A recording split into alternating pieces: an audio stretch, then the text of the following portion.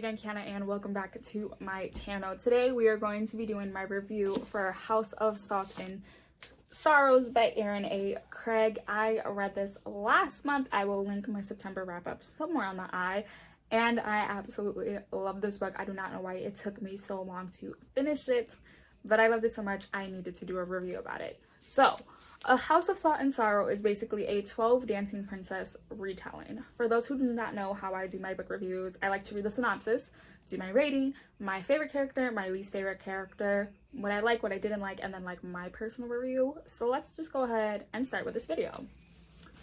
So, Annalee lives a sheltered life on Highmore Manor by the sea with her sisters and their father and stepmother. Once they were 12, but loneliness fills the grand hall now that 4 of the girls' lives have been cut short. Each death was more tragic than the last: the plague, a plummeting fall, a drowning, a slippery plunge, and there are whispers throughout the surrounding villages that the family is cursed by the gods. Disturbed by the series of ghostly visions, Annalee becomes increasingly suspicious that her sisters' deaths were no accidents. The girls have been sneaking out every night to attend glittering balls and dancing until dawn in silk gowns and shimmering slippers, and Annalee isn't sure whether to try to stop them or to join their forbidden tries. Because who or what are they really dancing with? When Annalee's involvement with a mysterious stranger who has a secret of his own intensifies, it's a race to unravel the darkness that has fallen over her family before it claims her next. So I, of course, gave this a 5 out of 5 stars. I devoured this book and I just absolutely love it. So my favorite character, of course, is Annalee. Annalee was, with the 12 original sisters, she was almost the middle child. But now with the 4 being dead, she is now the second eldest, and she is just terrified something is going to happen, and she would unfortunately have to be the heir of this throne. My least favorite characters were her eldest sister, Camille, and her father, Mr. Thames, the Duke, whatever. So Play has basically been having this family for the past 6 years. First their mother dies like a month after giving birth to their youngest daughter, which, with how everything is explained in this time, it seems like it's like almost in the 1800s. It's normal. A lot of women did die during that time of, you know, nobody taking care of them after they gave birth. So that wasn't suspicious. But then when the eldest daughter dies a couple months after the mother, they're like, whoa. Then the next one falls off the ladder in the library, and they're just like, oh my god, like that's a freak accident. They believe the third sister that died killed herself because of the grief with her mother and her other sister. And then the other one drowned in the bathroom. And then the 4th one, which dies before the beginning of this, she fell off a cliff. And everyone's like, she was terrified of cliffs. Why would she go near it? And Annalee just believes something is wrong. Her father doesn't want to hear it. Her father has already remarried. Her stepmother is pregnant. They want to go past mourning. But with this world that they're in, you need to mourn for a year. Whether you're almost done with mourning and someone dies, you need to go back with mourning. And Annalee is just so upset because she believes it is such a betrayal to her sisters and to her mother that she isn't mourning them anymore. And I loved her. Camille and the father, I just hated them so much because Camille was just over the fact that her sisters were dying. She didn't care to think, hey, maybe something's wrong, maybe someone is after us, maybe someone is doing this on purpose. She's just like, why won't nobody marry me? I'm gonna be the next duchess. I'm gonna be the one over, like, having control over these lands. I need a husband. And the father has already remarried. His wife is pregnant with twin sons, and he's finally gonna have this son, and Annalee is just so upset with them. So, like I said, the stepmother was pregnant, and she believed that her sons would be the heirs, that they would be the next duke.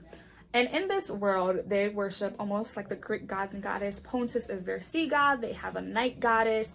They have a sun god. And so Pontus is their god, especially this family, because they live on the estate of Pontus. In this world, Pontus basically told them whoever is the firstborn, no matter it is a male or a female, they inherit the throne. So the stepmother almost kind of gets upset with that. So as more sisters are dying, Annalee is like, something is wrong. When the little sister Verity starts having evil visions of her sisters haunting them, and she's drawing them, Annalee is like, why is nobody else worried about this? When one of their childhood friends, Fisher, comes after, you know, the funeral for what's going to be like their winter holidays, they find what they believe to think is Pontus's entrance to the human realm. This is where it gets creepy. So they go through it like in the 12 Dancing Princesses, and how in the 12 Dancing Princess, it took them to the land where they danced at. It took them to this estate near the capital of this world that we're in, and they're dancing there. Annalie is very suspicious of it because she doesn't even want to be there. She still wants to be mourning her sisters and her mother. And she meets this guy and she calls him the Dragon Eye Man. And she's saying something is wrong. How does this man know my name and I've never met him? How is he following us and everything? And her sisters are just brushing her off, especially Camille. Fisher believes her that something is wrong, but he begins to blow her off too. When the celebrations happen after the triplets, like the 16th birthday, she sees the Dragon Eye Man again. And she's like, I've seen you before. Where have I seen you? And the Dragon Eye Man is very surprised that she remembers him because she isn't supposed to.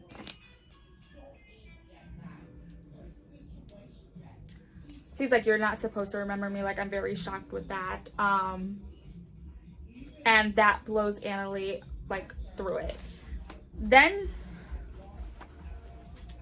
she meets this man named Cassius. He's there to take care of his father because his father is dying. And Annalie almost has what I call a schoolgirl crush on him because, well, all the mourning that has happened in the past couple of months, she's never been outside, you know, the family home. And it turns out Cassius is the son of the night goddess, and his father was just one of his mother's, like, many flings. And when Annalie opens up to him and tells him, like, I think my sisters are haunting me because we aren't mourning them properly, what, like, warms my heart so much is Cassius tells her, I've seen your sisters. That's how I know you. They are so happy that you guys have moved on from haunting them. Something isn't right here. Turns out someone made a deal with basically the freaking devil, dude.